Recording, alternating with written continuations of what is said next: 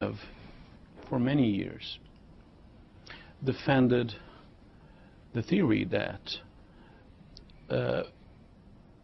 laws of affirmative action actually started with Lyndon Johnson, 65, if I'm not wrong. No, actually, no. No, it started with Richard Nixon in 1968.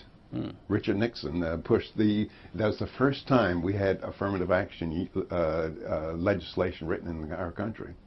First executive order wasn't in No.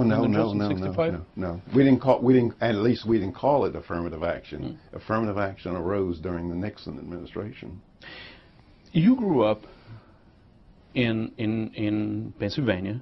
In Philadelphia. In Philadelphia, in a poor neighborhood. Yes. You grew up during the Jim Crow laws. The discrimination against blacks in the United States was pervasive.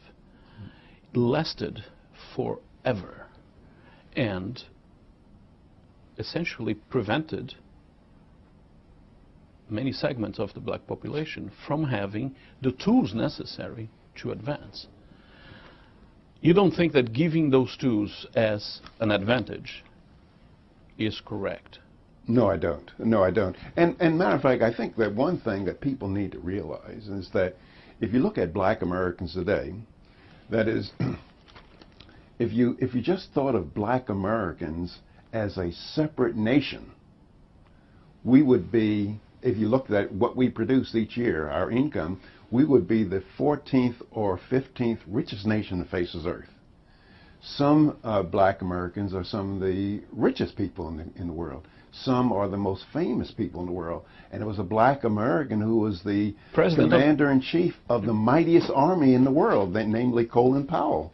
And now we have a president. Now, the point is, the significance of this is that if you go back to 1865, when the Civil War was over, neither a slave nor a slave owner would have believed that this kind of progress would have been possible in a little bit over 100 years. Now, and that speaks well of a nation where these gains were possible. They would not have been possible anywhere else in the world, and it speaks very well of the intestinal fortitude of a people who made these gains. So let's take your timeline. Nixon, the beginning of affirmative action. The progress made by blacks from the end of the Civil War until the Nixon administration in the 70s, and the progress made from the Nixon administration to today. Was the progress better, bigger, before affirmative action? Well, there's a colleague of mine, Finus Welch, and he's done extensive work researching here, and he points that the progress that black Americans made from 1940 to 1960 was greater than the progress that blacks made between 1960 and 1980. What was necessary was to get rid of the most abusive discriminatory laws. It was not discrimination. For example, blacks, at one time, blacks were not in basketball at all, professional basketball. Today, blacks are 80% of the players. They were not in football. Today, they're 60% of the players. And it was not affirmative action. Now, it was just being very, very good. Now, see this from the point of view of the argument. We're talking about physics ability that define a genetic progression. Well, genetic progression, it's a different progression than economic opportunity progression, intellectual progression. So when you talk about the fact that without affirmative action, blacks have done very well in some fields like basketball, isn't that a little different from doing well in a field? If you look at the question, you say, look, you add up the amount of earnings that black Americans earn each year, and it's very significant. We would be the 14th or 15th richest nation in the world if you just thought of us as a nation. That is a tremendous gain, and I doubt whether you can attribute it to affirmative action. You would eliminate it today, quotas and all? Yes, I would, because I think that there's, well, number one, I think that quotas themselves are unfair. But number two, they don't act in the favor of the people who are so-called beneficiaries of quotas. That is, for example, many colleges have quotas, and so what they do, like Harvard and Yale and MIT, they recruit black people to their school, black students, and these are high-powered schools, and many times the black students flunk out because they cannot compete. And if they came to some other school that was not as high-powered, they would get through.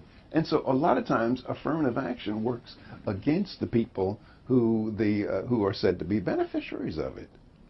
If I don't have a school when I'm a kid, if I don't have a high school later on, or a college to go to, how could I compete? Isn't that fair that I have some?